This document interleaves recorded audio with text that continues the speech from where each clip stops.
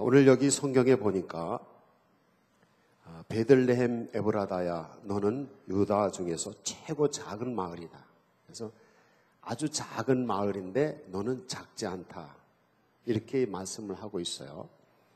베들레헴은 조그마한 산 속에 있는 조그마한 마을이에요. 근데 이 조그마한 마을인데 작지 않다는 거예요. 왜 그런가? 그 이유는 내게서 다스리는 자가 나오기 때문이다. 무슨 얘기인가 하면 왕이 나오기 때문이다. 다시 말하면 예수 그리스도가 나오기 때문에 그렇다. 아무리 작은 마을이라 하더라도 위대한 왕이 나오면 그 마을은 위대한 마을이 되는 것입니다. 이제 여러분이 사는 마을이 우리가 사는 마을, 작은 마을이라 하더라도 이 마을에 아주 위대한 분이 오신다면 이 마을은 위대한 마을이 될 줄로 믿습니다. 우리 집안, 우리 가문이 아주 작은 집안이라 하더라도 우리 가문에 위대한 분이 오시면 우리 가문은 위대한 가문이 되는 것입니다. 이 나라가 아주 작은 나라라 하더라도 이 나라에 위대하신 분이 오시면 이 나라는 위대한 나라가 되는 것입니다. 여러분 자신이 아주 작고 초라하고 보잘것없는 사람이라 하더라도 여러분 가운데 위대하신 예수님이 오신다면 여러분은 위대한 사람이 되는 것입니다. 바로 여기 오늘 성경에 보니까 베들레헴은 유다 족속 중에서 작은 마을이었는데 이스라엘을 다스리는 왕이 거기서 나오기 때문에 그 마을은 작지 않다.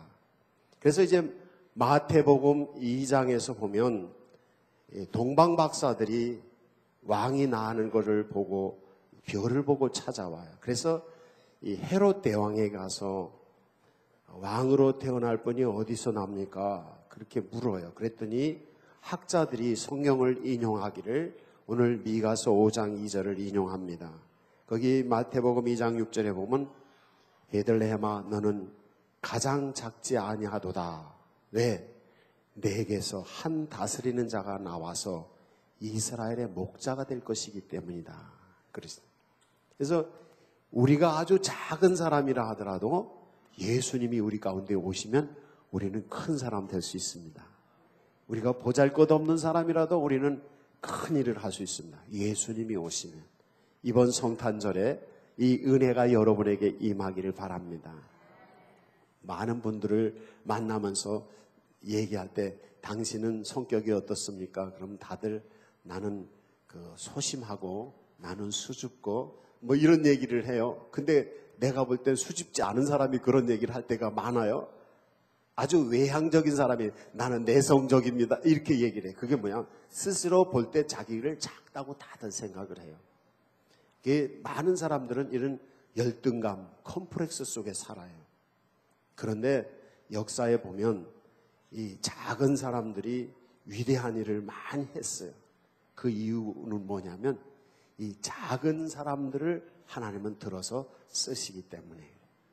이제 여러분이 비록 작다 하더라도 예수님이 여러분 가운데 계시면 여러분은 큰 일을 할 수 있을 것입니다.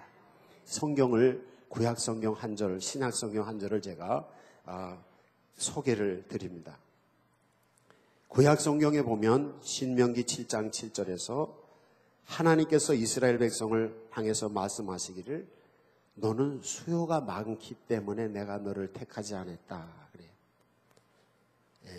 모든 민족 중에서 너는 가장 작다. 이 작은 민족 이스라엘을 하나님이 택해서 세계 민족의 우두머리로 세우겠다. 이렇게 말씀하신단 말이에요. 그러니까 문제는 뭐냐면 내가 숫자가 많다, 적다, 돈이 많다, 적다, 내가 키가 크다, 아니면 내가 예쁘다, 내가 아는 게 많다, 공부를 많이 했다, 그 숫자가 많은 게 중요한 게 아니에요.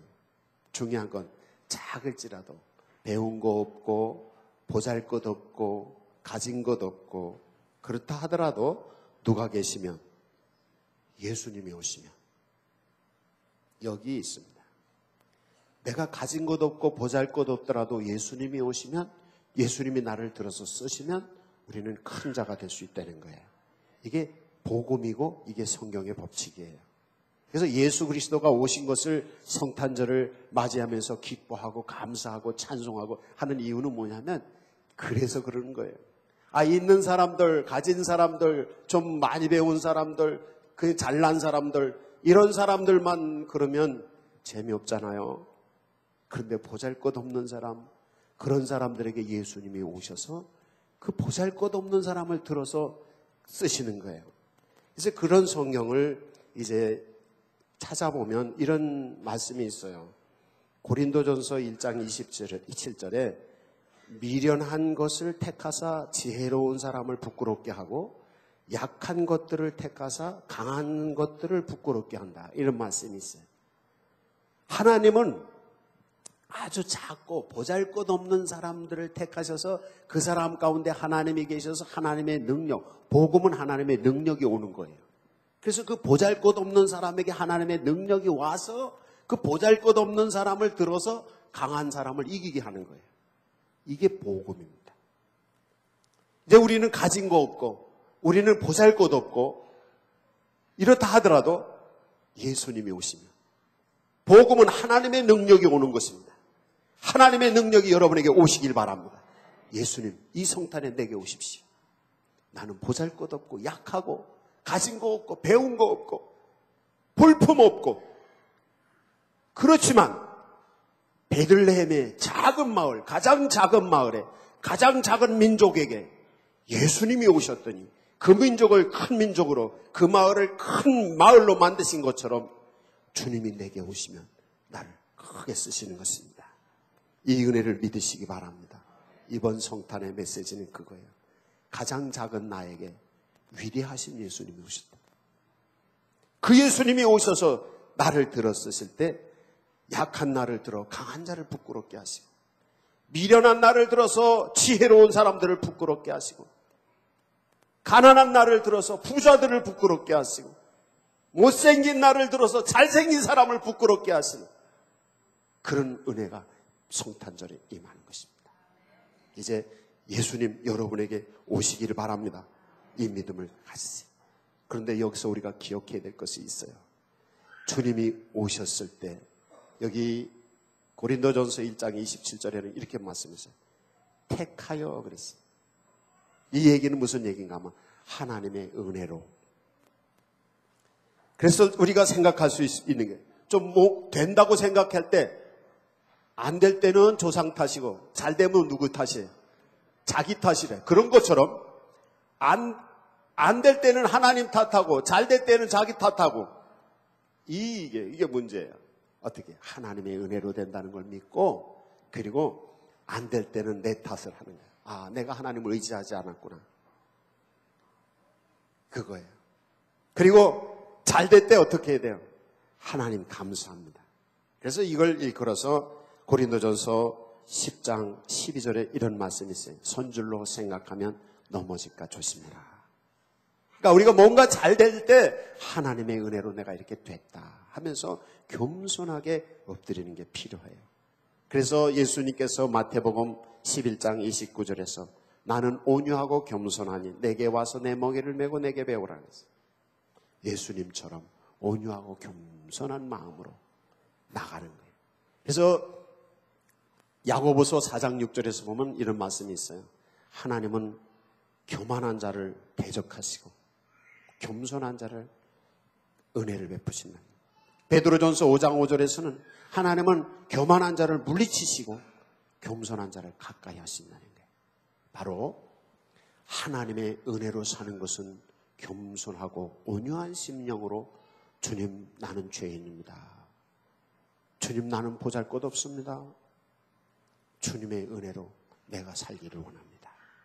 그래서 그 주님을 모셔드릴 때 하나님의 영이신 예수 그리스도의 영이신 성령이 오셔서 약한 자를 들어서 강한 자를 부끄럽게 미련한 자를 들어서 지혜로운 자를 부끄럽게 이렇게 되는 것입니다. 이제 이번 성탄에 예수님이 여러분 가운데 오시기 바랍니다. 베들레헴에 예수님이 오신 것처럼 여러분 가운데 예수님이 오시기 바랍니다. 그래서 가장 작은 마을 베들레헴이지만 예수님이 오셨기 때문에 아주 큰 유명한 마을이 된 것처럼 예수님이 여러분 가운데 오셨기 때문에 여러분의 인생이 위대한 인생이 되기를 바랍니다.